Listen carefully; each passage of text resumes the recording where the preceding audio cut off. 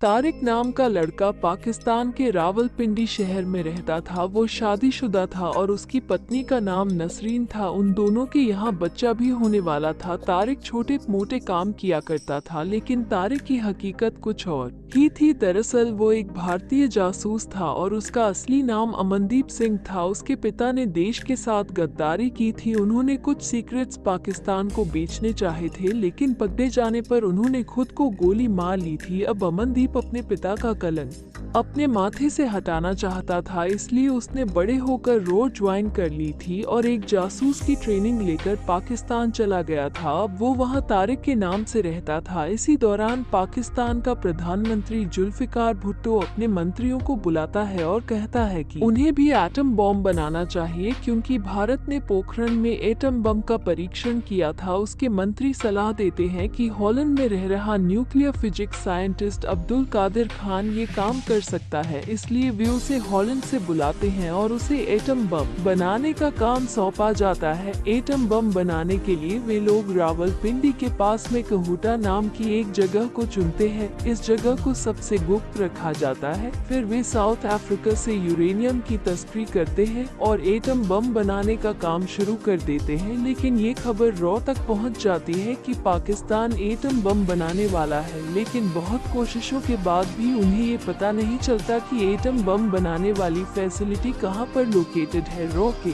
Chief RN काओ उस समय की प्रधानमंत्री इंदिरा गांधी से मिलकर उन्हें इस बात की सूचना देते हैं और कहते हैं कि पाकिस्तान में रह रहे अमनदीप तारिक नाम के जासूस को फैसिलिटी का पता लगाने के काम पर लगाना चाहते हैं। इंदिरा गांधी उन्हें इसकी इजाजत दे देती है। वे इस मिशन को मिशन मजनू का नाम देते हैं। मिस्टर RN काओ इस काम पर अपने जूनियर मिश्रा को लगा देते हैं। मिश्रा तारिक को जरा भी पसंद नहीं करता था और उसे बार बार गद्दार पिता की औलाद कहकर बुलाता था। ये तारिक को बहुत ही बुरा लगता था। मिश्रा तारिक से कहता है कि तुम एटम बम बनाने वाली फैसिलिटी की लोकेशन का पता जल्द से जल्द लगाओ। वो ये भी कहता है कि ढाबा चलाने वाले असलम से मिलो। तारिक असलम से मिलता है और वो उसे एक गन देता है और कुछ पैसे तथा नकली पासपोर्ट भी दे देता है। इसी दौरान पाकिस्तान की मिलिट्री का जनरल जिया उल हक पाकिस्तान में तख्तापलट कर देता है। वो प्रधानमंत्री भुट्टो को जेल में डाल देता है और इसके बाद एटम बम बनाने का काम अपने हाथों में ले लेता है। उधर तारिक भी अपने काम में जुट जाता है। वो खोजबीन से पता लगा लेता है कि एटम बम को अब्दुल कादिर खान नाम का वैज्ञानिक बना रहा है, लेकिन उसे भी फैसिलिटी की लोकेशन का पता नहीं चलता। एक दिन तारिक मिश्रा से बात कर रहा होता है, तभी उसका ससुर बाहर से उसकी बात सुन लेता है और उसे लगता है कि वो दूसरी लड़की से बात कर रहा है और उसकी बेटी को धोखा दे रहा है। असलम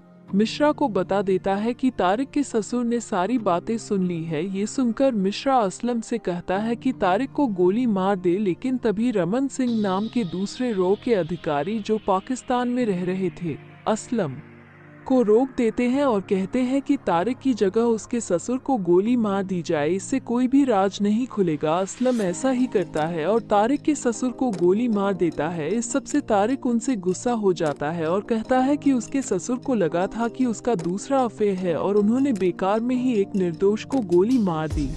लेकिन रमन सिंह उसे बताता है कि तुम्हें शुक्रगुजार होना चाहिए कि तुम्हारी जान तो बच गई। कुछ मनमुटाव के बाद वे तीनों एक साथ काम करने के लिए राजी हो जाते हैं। एक दिन तारिक को पता चलता है कि दूसरे दर्जी को मिलिट्री की तरफ से जैकेट बनाने का ऑर्डर मिला है। जब वे लोग उन जैकेट को एक ट्रक से ले जा रहे थे, तो वे लोग वेश बदलकर मिलिट्री के लोग बन जाते हैं और उस ट्रक को चलाने वाले फौजियों से पूछताछ करते हैं कि ट्रक कहां ले जा रहे हो। फौजी उन्हें बताते हैं कि काहुटा ले जा रहे हैं।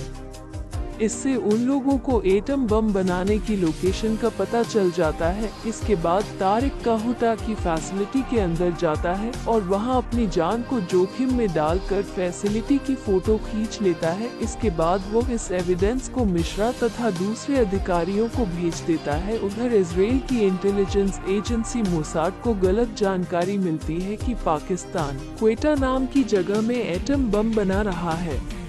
इसलिए इजरायल क्वेटा पर हमला करने की तैयारी करता है, लेकिन रो के अधिकारी तारिक द्वारा ली गई तस्वीरें मोसाद को भेज देते हैं, जिससे पता चलता है कि एटम बॉम्ब क्वेटा में नहीं बन रहा था और इजराइल एन वक्त पर अपना ऑपरेशन रोक देता है। इससे क्वेटा हमले से बच जाता है। अब तक भारत में भी सत्ता परिवर्तन हो चुका था और इंदिरा गांधी की जगह मोरारजी देसाई नए प्रधानमंत्री बन चुके थे। चीफ मोरारजी को बताते हैं कि पाकिस्तान कहूटा नाम की जगह पर एटम बम बना रहा है। इसके बाद मोरारजी जिया उल हक को फोन करते हैं और लताड़ लगाते हैं कि एकदम से उस फैसिलिटी को बंद कर दे, नहीं तो अभी उसे उड़ा देंगे। ये सुनकर जिया उल हक डर जाता है और फैक्ट्री को बंद करने का आदेश दे देता है, लेकिन फिर वो अपने मंत्रियों को बुलाता है और कहता है कि भारत को कैसे पता चला कि वे कहूटा में एटम बॉम्ब बना रहे हैं, जरूर वहां पर रो के जासूस काम कर रहे हैं। इसके बाद वह पाकिस्तानी खुफिया एजेंसी ISI को काम पर लगाता है